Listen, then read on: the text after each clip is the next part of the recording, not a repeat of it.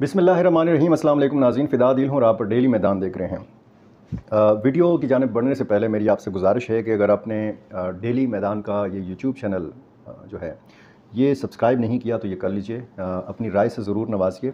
हमारी कोशिश होती है कि इस चैनल के ज़रिए हम आपको एक तो पाकिस्तान के अंदर जो सरगर्मियाँ हैं, जो सियासी सरगर्मियाँ हैं, मुख्तलिफ़ किस्म की जो गैर सियासी सरगर्मियाँ हैं वो आपके सामने रख सकें, और दूसरा पाकिस्तान और अफ़गानिस्तान के मामलात के हवाले से और सिक्योरिटी मामलात के हवाले से ख़ुसूसन मैं आपसे बात करता हूँ। तो अपनी राय से ज़रूर नवाजिए, इसको शेयर भी कीजिए और लाइक भी कीजिए, क्योंकि इससे चैनल की रीच बढ़ती है। और डेली मैदान का ये ख़ासा है कि हमने यहाँ पर बहुत नामी गिरामी शख्सियात के इंटरव्यूज़ भी किए हैं। ये अगर आप सब्सक्राइब नहीं करेंगे तो ज़ाहिर है कि बहुत सारी चीज़ें आपसे मिस हो जाएंगी। मेरी आपसे गुजारिश है कि ये कर लीजिए। दो मामलात पे बात करनी है। एक तो अफ़गानिस्तान के तालिबान ने पाकिस्तान को धमकी दी है कि जो पाकिस्तान का तिजारती जो रूट है बज़रिया अफ़गानिस्तान वस्ती एशिया की रियासतों तक, ये रास्ता बंद किया जा सकता है। अफ़गान तालिबान ये कर सकते हैं कि के पाकिस्तान का ये जो रास्ता है ये बंद किया जाए। शेर अब्बास दस्तानगज़ई ये नायब वज़ीर ख़ारजा हैं अफ़गानिस्तान के, इन्होंने ये बात की है। इस मामले में भी बात करेंगे। पाकिस्तान और अफ़गानिस्तान की तिजारत के हवाले से बात होगी, और पश्तून तहफ़्फ़ुज़ मूवमेंट के ऊपर जो क्रैक डाउन किया गया पुलिस की जानिब से, उस मामले ने एक नया रुख इख्तियार कर लिया है। ये मामला अब पेशावर हाई कोर्ट चला गया है। दो किस्म की दरख्वास्तें आई हैं पेशावर हाई कोर्ट में, और एक दरख्वास्त पश्तून तहफ़्फ़ुज़ मूवमेंट की पश्तून कौमी अदालत या जरगे के ख़िलाफ़ आई है, और एक जो शेलिंग हुई है इस कैंप के ऊपर, जो PTM का कैंप था जमरूद या खैबर और पेशावर के संगम के इलाके में, तो उस शेलिंग के या फायरिंग के ख़िलाफ़ एक दरख्वास्त आई है। और दूसरा मामला यह है कि एक तो बैरिस्टर सैफ ने यह वजाहत की थी कि जो पुलिस ने वहाँ पे कार्रवाई की वो वफाकी हुकूमत के अहकामात के ऊपर की थी, इसमें सूबाई हुकूमत का कोई अमल दखल नहीं है। लेकिन महकमे दाखिला खैबर पख्तूनख्वा ने एक मुरासला वो है जो वफाकी वजारत दाखिला की जानिब से जारी किया गया है, जो जारी किया गया था चीफ़ सेक्रेटरी को। तो चीफ़ सेक्रेटरी के बाद फिर महकमा दाखिला खैबर पख्तूनख्वा ने एक मुरासला लिखा है सूबाई पुलिस सरबराह को, यानी IG खैबर पख्तूनख्वा को। और इस मुरासले में जो है ये उसके रद्द-ए-अमल में, उसके जवाब में लिखा गया जो वफाकी वज़ारत दाखिला ने 1 अक्टूबर को चीफ़ सेक्रेटरी को अरसाल किया था। इस मुरासले में भी वही तकरीबन अल्फाज हैं जो वफाकी हुकूमत की तरफ से जो मुरासला आया था, उसी किस्म के अल्फाज इस सूबाई वज़ारत दाखिला के मुरासले में भी हैं। और इस के अल्फाज ये हैं कि PTM रियासत के ख़िलाफ़ नफ़रत फैलाने और फ़िरका वाराना या नस्ली तासुब फैलाने में मुलव्वस है। PTM प्रिंट, इलेक्ट्रॉनिक और दीगर मवाद के ज़रिए रियासत के ख़िलाफ़ नफ़रत फैला रही है। PTM को लगाम डालने और मुस्तक़बिल में उनकी सरगर्मियों में मुदाखलत की ज़रूरत है। ये जनाब इसमें ये लिखा गया है।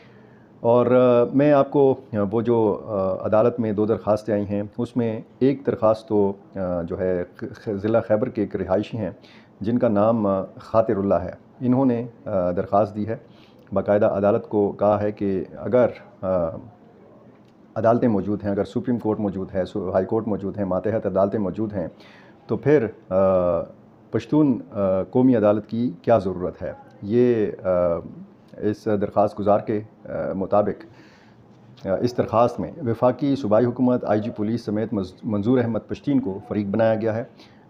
खातिरुल्लाह ये दरख्वास्त गुजार हैं, और दरख्वास्त में मौक़िफ़ इख्तियार किया गया है कि पाकिस्तान में अदालती निज़ाम के होते हुए पश्तून जरगा कोर्ट का क़याम गैर कानूनी है। पश्तून तहफ़्फ़ुज़ मूवमेंट के ज़िला खैबर और जनूबी वज़ीरिस्तान रज़मक में कायम जरगा कोर्ट को गैर कानूनी करार दिया जाए, मौक़िफ़ इख्तियार किया गया है।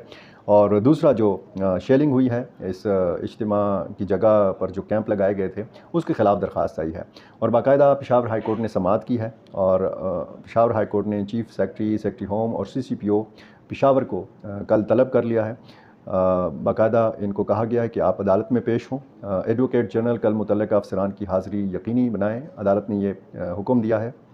दरख्वास्त गुजार के मुताबिक वफाकी हुकूमत के चीफ़ सेक्रेटरी को लिखे गए लेटर पर कानून नाफिज़ करने वाली एजेंसीज़ ने कार्रवाई की।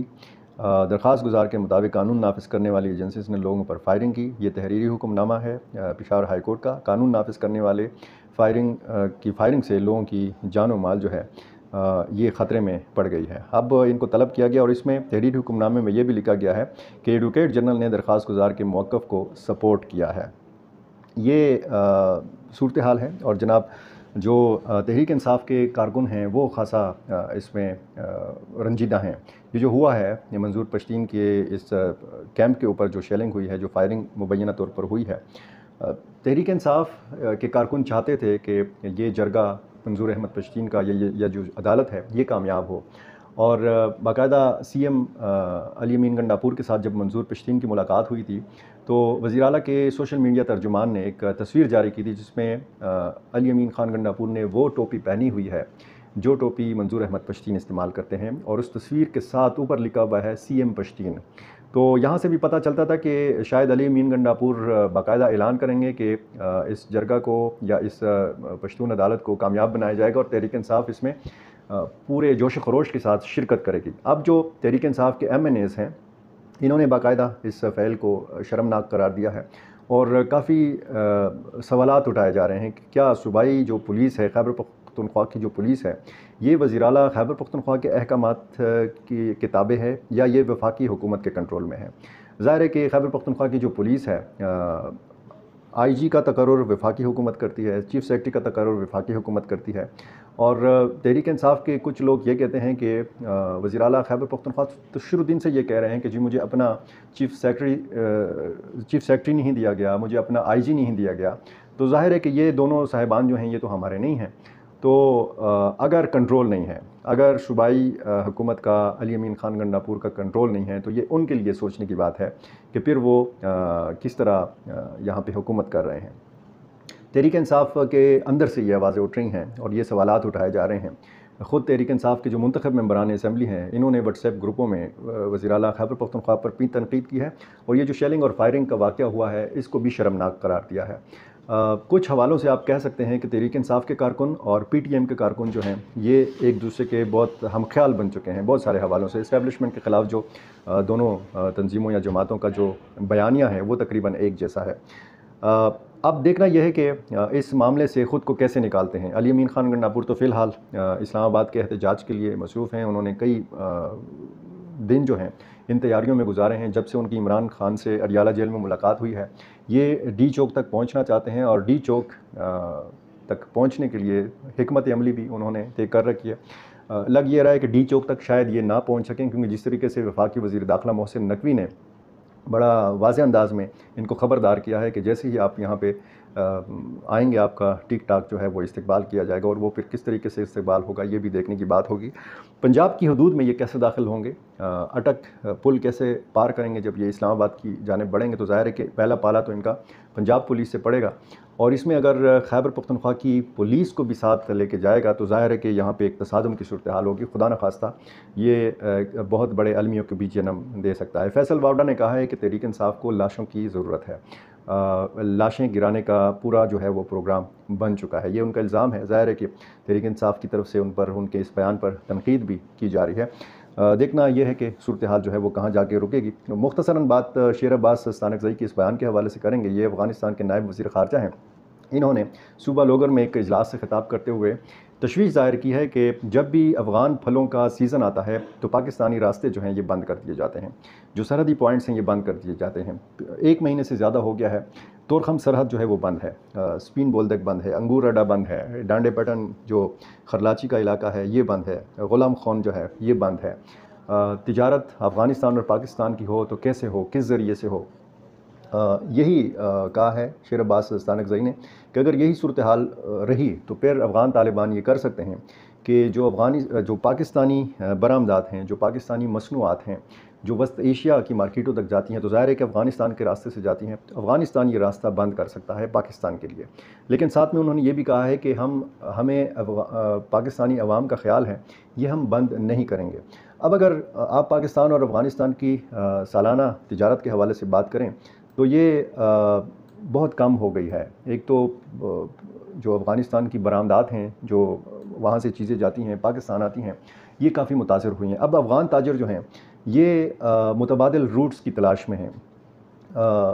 خان جان الکوزے یہ افغان اور Pakistan joint chamber of commerce کے سربراہ ہیں، انہوں نے کہا ہے کہ ہم بھارت، روس और अरब ममालिक को अफ़गानिस्तान की बरामदात बढ़ाने के लिए कोशिशें जारी रखे हुए हैं। हम मुतबादिल रास्तों की तलाश में हैं।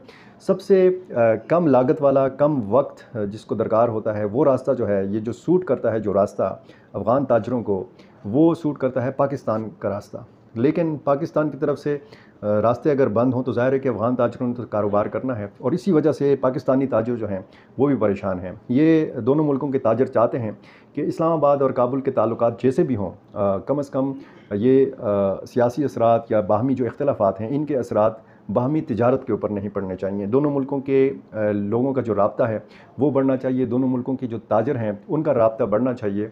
जो एक तिजारती कारोबारी हजम है उसको मुतासर नहीं होना चाहिए। इसमें दोनों मुल्कों का नुकसान है। इस वक्त आलम इस्लाम को इत्तेहाद की ज़रूरत है, मुसलमान मुल्कों के इत्तेहाद की ज़रूरत है। और अगर हम सिर्फ़ अपने इस ख़ित्ते की बात करें तो सबसे पहली अव्वलीन मिसाल कायम कर सकते हैं पाकिस्तान और अफ़गानिस्तान। अब दोनों मुल्कों की क़यादत को ये सोचना होगा कि कौन सा वो रास्ता है कि जिस पर चल कर ये तमाम मसाइल हल किए जा सकते हैं। बहुत सारी दूसरी ख़बरें भी हैं, लेकिन मेरी कोशिश होती है कि मुख्तसर वक्त में मैं आपको बहुत सारी ऐसी चीज़ें बताऊँ जो आपको रेगुलर पाकिस्तानी TV चैनल्स, अखबारात के ज़रिए पढ़ने को, देखने को, सुनने को नहीं मिलती। बहुत शुक्रिया।